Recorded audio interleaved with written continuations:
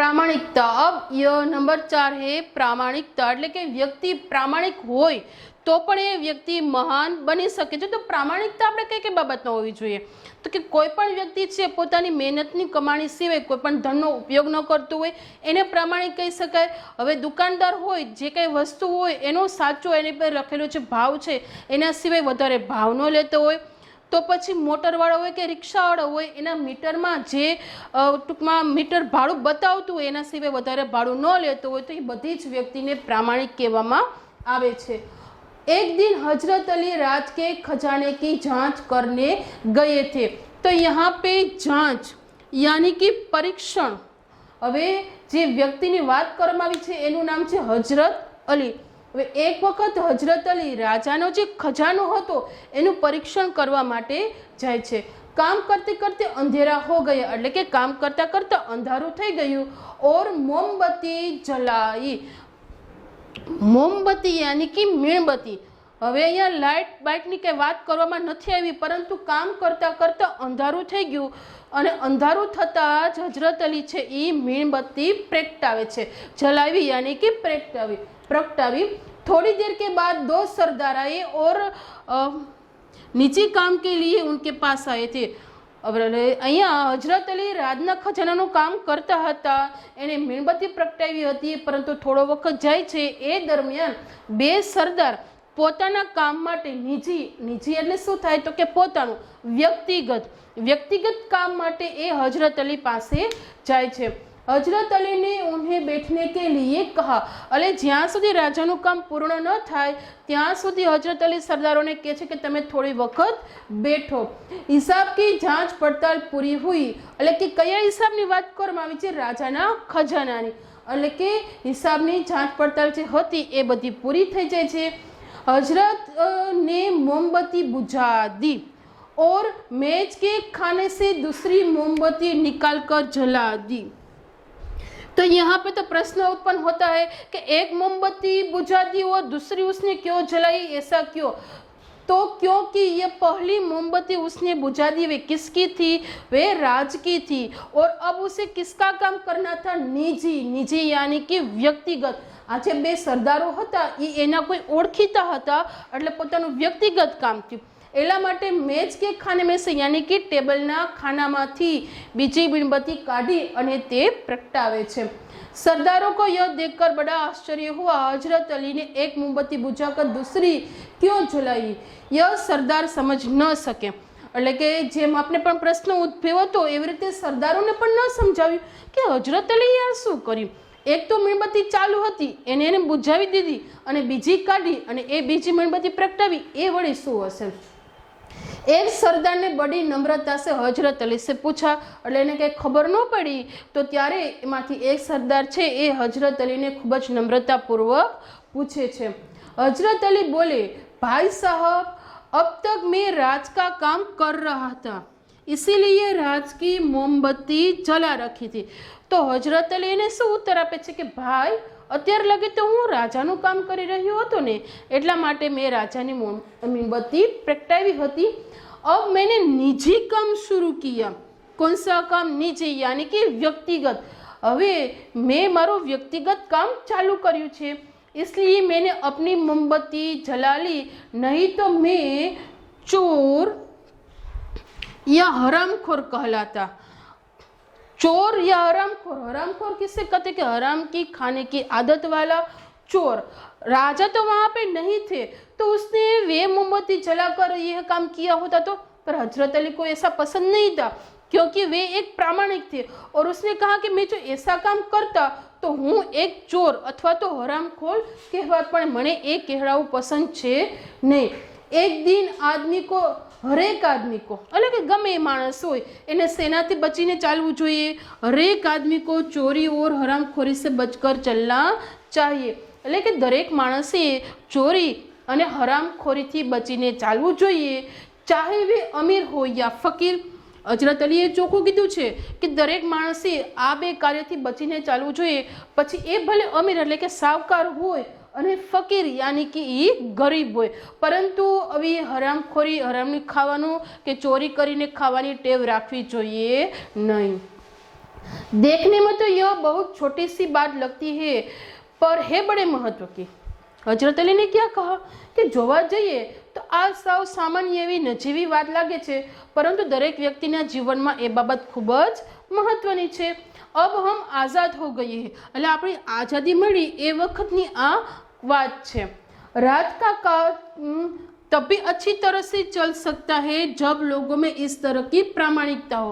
हजरत अली ने क्या कहा કે રાજ્યનું કામ ત્યારે સારી રીતે ચાલી શકે કે જ્યારે દરેક વ્યક્તિમાં આ રીતની પ્રામાણિકતા જોવા મળે। અમારે પુરખો યાની કે પૂર્વજો, આપણા દાદા પરદાદાજી હોય ને પેલા થઈ ગયેલા, એને શું કહેવાય? પુરખો હિન્દીમાં, અને ગુજરાતીમાં પૂર્વજો। માગધ્ય કસ્ય સ્વિદધનમ, એટલે કે આ સંસ્કૃત શબ્દ છે, આપણે હિન્દી અને સંસ્કૃત આખું યાદ રાખવાનું છે। જ્યારે તમને પરીક્ષામાં પૂછાય કે હમારે પુરખોને ક્યાં કહા था, તો એ આ આખો જવાબ તમારે લખવાનો આવશે। અડધો લખશો તો એ ખોટું પડે। हमारे પુરખોને કહા था માગધ્ય કસ્ય સ્વિદ ધનમ, એટલે એનું ગુજરાતી એમ થાય છે કે કોઈ પણના ધનની લાલચ રાખવી જોઈએ નહીં, અને हिंदी अर्थ છે किसी के धनमाल की लालसा मत करो। एनु गुजराती पण एम, कोई पण ना धनमाल की लालच राखवी जोईए नहीं।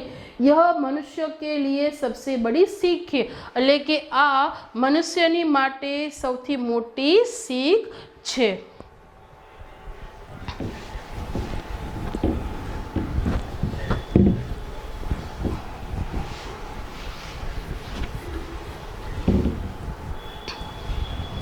अब शब्दार्थ आते हैं। यह शब्दार्थ आपको अपनी नोटबुक में लिखना है।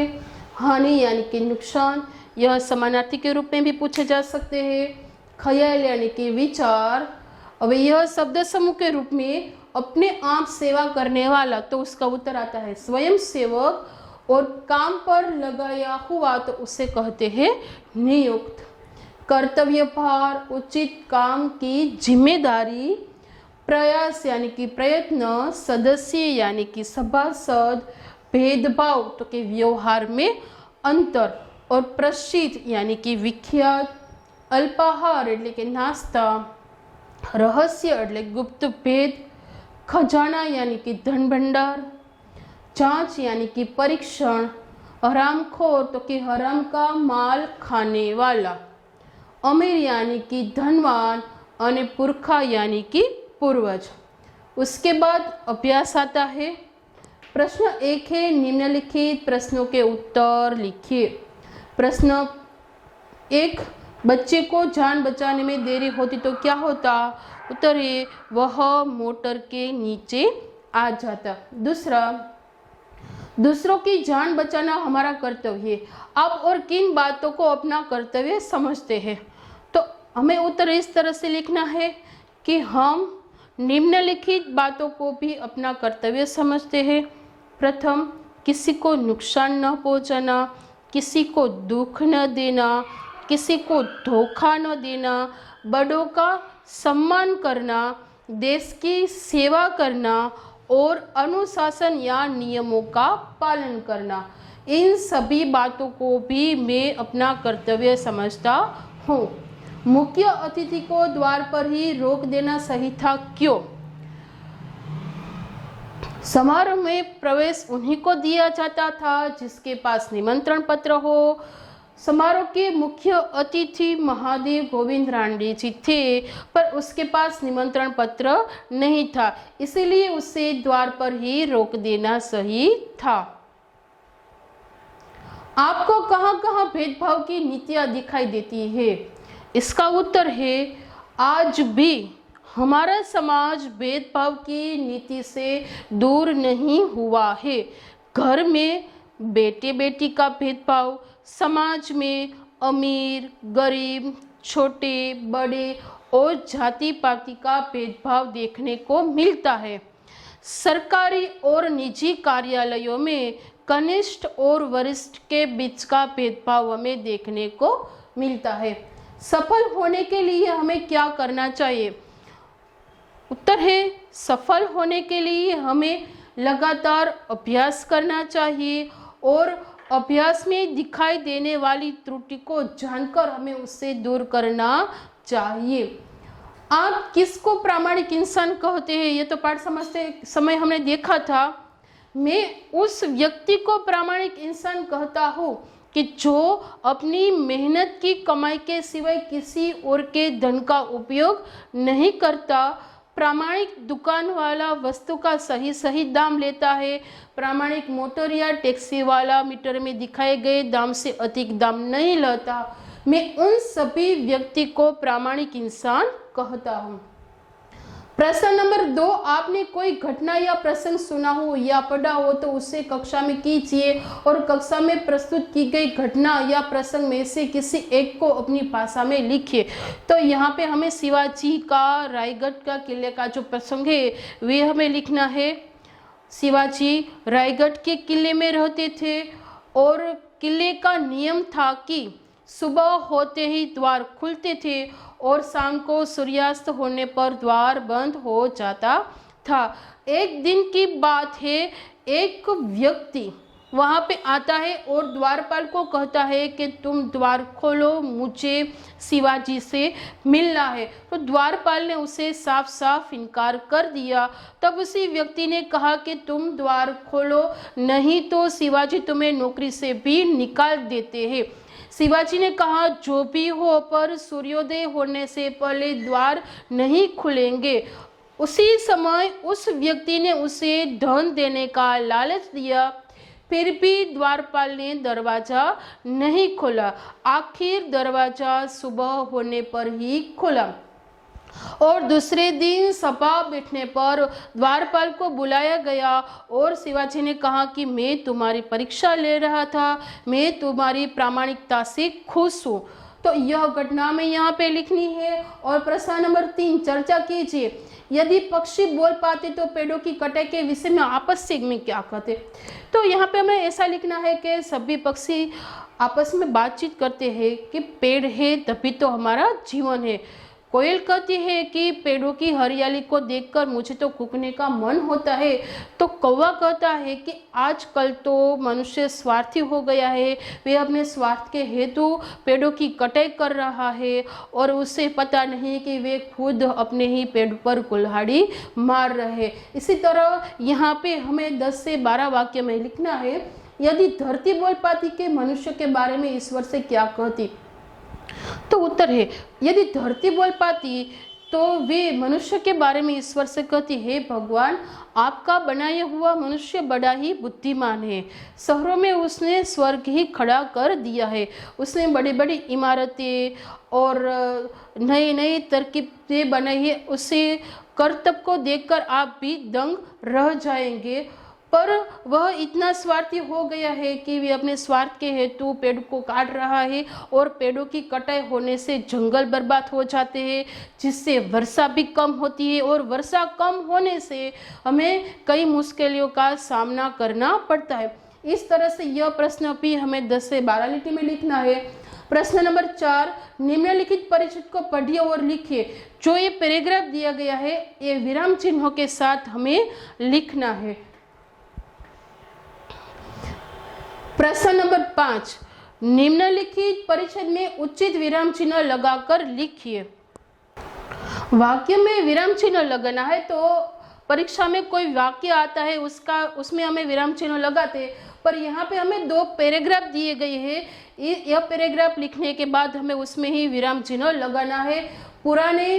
बात पुराने जमाने की है तो यहाँ पे पूर्ण विराम लगाना है। उस दिनों देवताओं और दानवों के बीच में युद्ध हो रहा था। वाक्य पूर्ण होता है तो पूर्ण विराम। दोनों पक्ष मिलकर एक बार प्रजापति के पास गए तो पूर्ण विराम वहां जाकर बोले એટલે અટકવું પડ્યું તો અહીંયા અલ્પ વિરામ આવ્યું અને માન્યવર એટલે કે વ્યક્તિની વાત કરવામાં આવી છે તો ડબલ અવતરણ ચિહ્ન અને માન્યવર પછી પણ પાછું અટકવું પડ્યું છે એટલા માટે ત્યાં પૂર્ણ વિરામ આવશે। हम दोनों आप ही की संतान है यानी कि पूर्ण विराम। बताइए कि हम दोनों में से बड़ा कौन है। यहाँ पे प्रश्न पूछा गया है तो प्रश्न चिन्ह और यहाँ पे जो 2 अवतरण चिन्ह किए थे वे यहाँ पे पूर्ण होते हैं।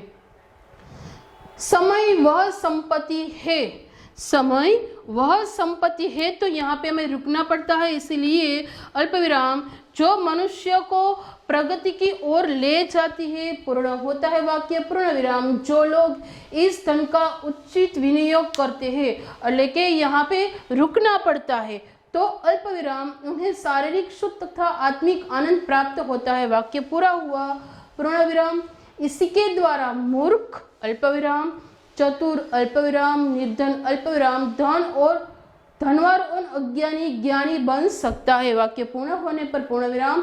संतोष या सुख मनुष्य को तब प्राप्त नहीं होते, यहाँ पे रुकना पड़ा, यानी कि पूर्ण विराम जब तक वह उचित रीत से उस समय का उपयोग नहीं करता, वाक्य यहाँ पे पूरा हो गया, यानी कि पूर्ण विराम। क्या तुम मानते हो कि समय निसंदेह एक रत्न राशि है? अरे यह प्रश्न पूछते, यानी कि यहाँ पे प्रश्न चिन्ह किया जाता है।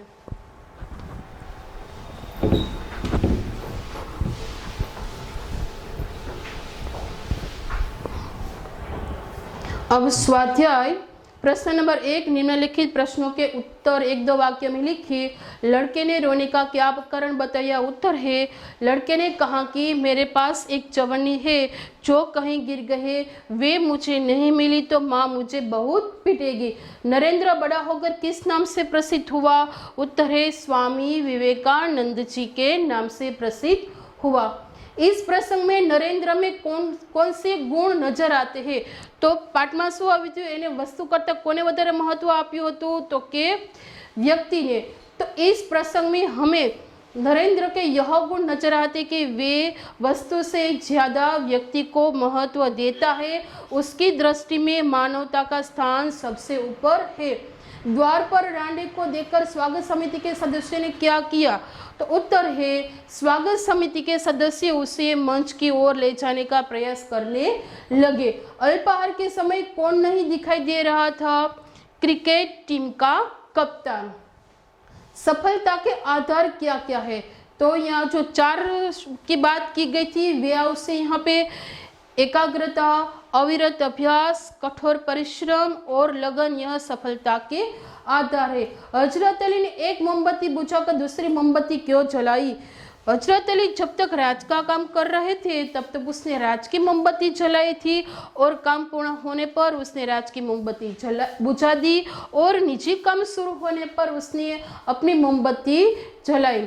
इस प्रकार हजरत अली ने एक मोमबत्ती बुझाकर दूसरी मोमबत्ती जलाई। हमारे पुरखों ने क्या कहा था? हमने जो नीचे रेखा की थी वो पूरा उत्तर यहाँ पे आएगा। माँ गद्य कस्य स्वीद धनम, यानी कि हिंदी में किसी के धनमाल की लालसा मत करो, ऐसा हमारे पुरखों ने कहा था। निम्नलिखित प्रश्नों के उत्तर लिखिए। लोगों की बात सुनकर नरेंद्र ने क्या कहा? लोगों की बात सुनकर नरेंद्र ने कहा कि इस बालक की जान बचाने में मेरा शिवलिंग टूट गया तो वे क्या हुआ? वे तो एक साधारण मिट्टी का बना हुआ था, परंतु वस्तु से ज्यादा और शिवलिंग बचाने से अधिक इस बालक की जान बचाना मेरा प्रथम कर्तव्य था। रानडे को किसने रोका? क्यों? यह बड़ा प्रश्न है। द्वार पर नियुक्त स्वयंसेवक को यह जिम्मेदारी दी गई थी कि जिसके पास निमंत्रण पत्र हो उससे ही समारोह में आना दिया जाए। समारोह के मुख्य अतिथि महादेव गोविंद रानडे जी थे, पर उसके पास निमंत्रण पत्र नहीं था, इसीलिए नियम के अनुसार उसे द्वार पर रोक देना ही सही था। कोच मैनेजर और साथी खिलाड़ी क्यों दंग रह गए? सुबह होते ही सब कोच मैनेजर के साथ साथी खिलाड़ी अल्पाहार के लिए तैयार थे, पर उस समय क्रिकेट टीम का कप्तान दिखाई नहीं दे रहा था। सभी उसे ढूंढने में लग गए पर वह कहीं नजर नहीं आया। आखिर किसी ने उसके कमरे की गैलरी में देखा तो वह एक हाथ से गेंद फेंक रहा था, जो गेंद टकराकर वापस आती तो दूसरे हाथ से बल्ले से खेल रहा था। क्रिकेट के प्रति ऐसा लगाव देखकर कोच मैनेजर और साथी खिलाड़ी दंग रह गए। रात का काम कैसे अच्छी तरह से चल सकता है? यहाँ पे जो उत्तर लिखा था वही उत्तर यहाँ पे आएगा। प्रश्न नंबर 3, उचित विकल्प के सामने गोला कीजिए। नरेंद्र ने लड़के को क्या दिया? શું આપ્યું હતું? चवन्नी यानी कि पावली એટલે કે 25 पैसा। समारोह के मुख्य अतिथि कौन था? महादेव गोविंद रानडे। स्वयं सेवक क्या देकर लोगों को यथास्थान पर ले जा रहे थे? निमंत्रण पत्र। स्वागत समिति के सदस्य रांडे को किस ओर ले जाने का प्रयास कर रहे थे? मंच। और किसे ढूंढने के लिए पूरी टीम लग गई थी? कप्तान। यहाँ पे ऐसा कहा गया है कि गोला बनाना है, तो यहाँ पे हमें ऐसा गोला बनाना है।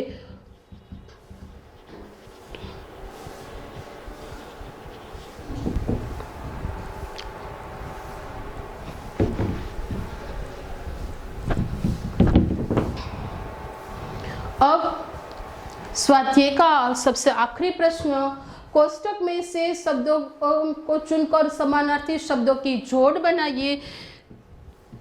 तो यहाँ पे समानार्थी शब्दों की जोड़ बनानी है, उसके बाद उस दोनों का वाक्य में प्रयोग करना है। हम प्रश्न के सामने भी अंक समान लिखेंगे और उत्तर के सामने, जैसे कि यहाँ पे कामयाबी एक है तो उसका अर्थ होता है सफलता, तो उत्तर के सामने भी हम एक ही लिखेंगे। यहाँ पे जांच तो उसका उत्तर आता है परीक्षण, तो प्रश्न और उत्तर के सामने दो दो। और ख्याल यानी कि विचार। नंबर 4 अमीर એટલે કે ધનવાન। 5 विख्यात यानी कि प्रसिद्ध। और 6 नुकसान यानी कि हानि। जो समान अंक दिए हैं वे प्रश्न और उत्तर दोनों है, और ये लिखने के बाद उसका हमें वाक्य में भी प्रयोग करना है।